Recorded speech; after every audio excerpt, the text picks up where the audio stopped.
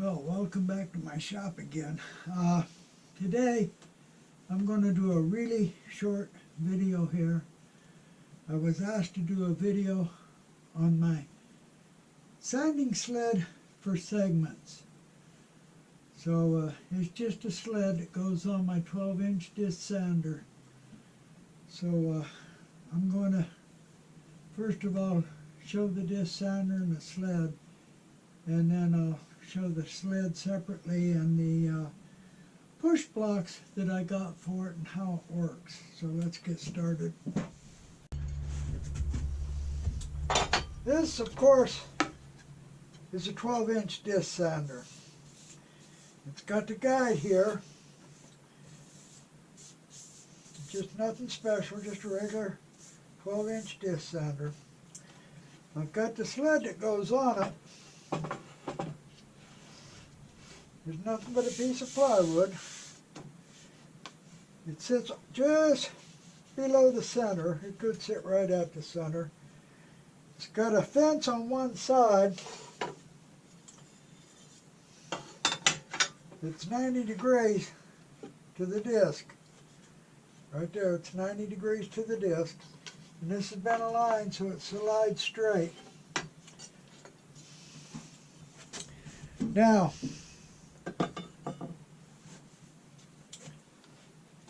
the push blocks on it,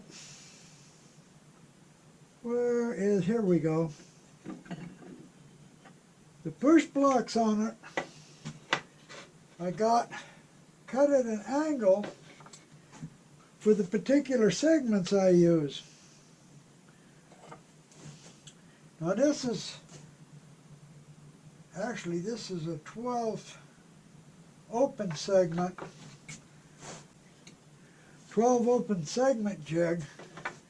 The angle's cut at twice the angle the sides are cut at because you have to consider both sides on it. And I use it just to push it up against hold it against the disc, and I sand them. And I just sand the edges just enough to smooth them up. So, that's basically how it works. I got this hook tool to hold them with so I don't get my fingers next to the disc sander. Now, the sled, like I said, is nothing but a piece of plywood and a fence. On the bottom, I've got a guide to fit into the guide slot. And I got a couple of runners. These are ultra-high molecular density plastic to slide on it. That's all it is, basically, for the sled itself. That's the whole thing.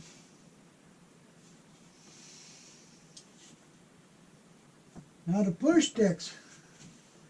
I've got a bunch of push sticks, all for different angles. 12 segments, 24 segments. I got them for everything. I've got one that's marked 0, and that is square to the disc. And it's got a stop block on it, so that I can set the stop block and sound something to a particular thickness. Using the stop block, I can come up. Wow, this is going to be hard to hold. I can come up and of course set this distance here at the thickness I want and sand piece after piece to the same thickness, which is great when I want to cut segments from different material and then sand them all down to the same thickness. And it comes in handy for other things also.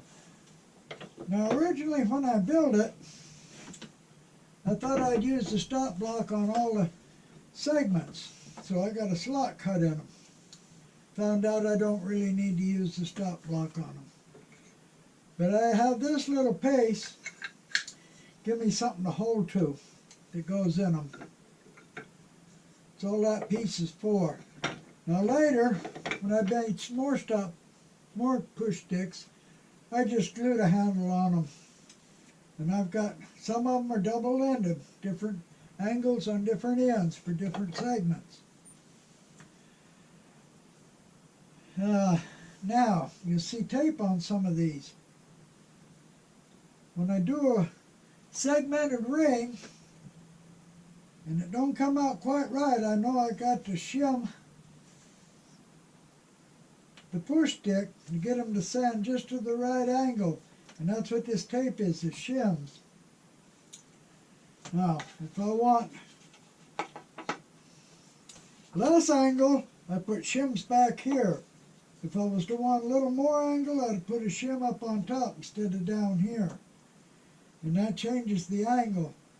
It's also good when I dry clamp up a segmented ring and I need to adjust the angle on one or more of the segments. What I'll do is I'll take a piece of sandpaper or a small, something else small and thin, and use it as a shim. Putting it back here, I would get less angle. Putting a shim up at the top here, I can cut more angle. So I can adjust one or two segments on a ring to get them to fit tight, just by shimming the push stick. And basically, that's the whole thing. Now, like I said, the angle cut on them is twice as much as the angle you would cut the segments at. 16 segments are cut at 11.25, so this is actually cut at 22.5. And then again, if I need to adjust it, I'll shim it. If it needs a big adjustment, I'll make a bigger adjustment without shimming it. I'll recut it or resand it. If I want to resand one to get the right angle, what I would do is after I got a ring that's got perfect segments all around, I would hold a segment here. I don't know if I can show this or not.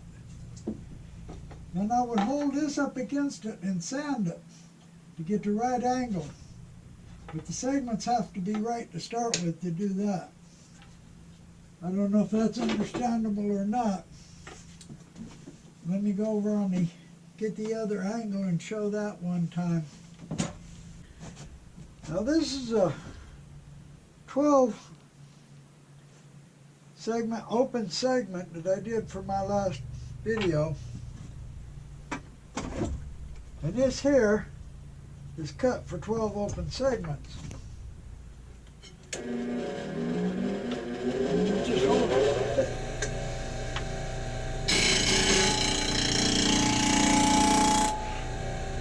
Lightly sand the sides.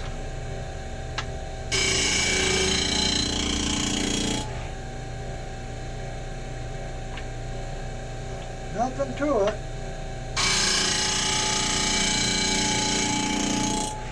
Now, if this angle wasn't quite right and I wanted to adjust it, I'd take a segment that's right, has to be correct, and I would hold it on here and then just sand the end to get it right.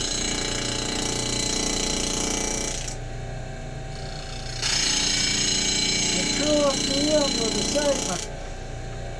Simple as that. Now, I hope that's all understandable.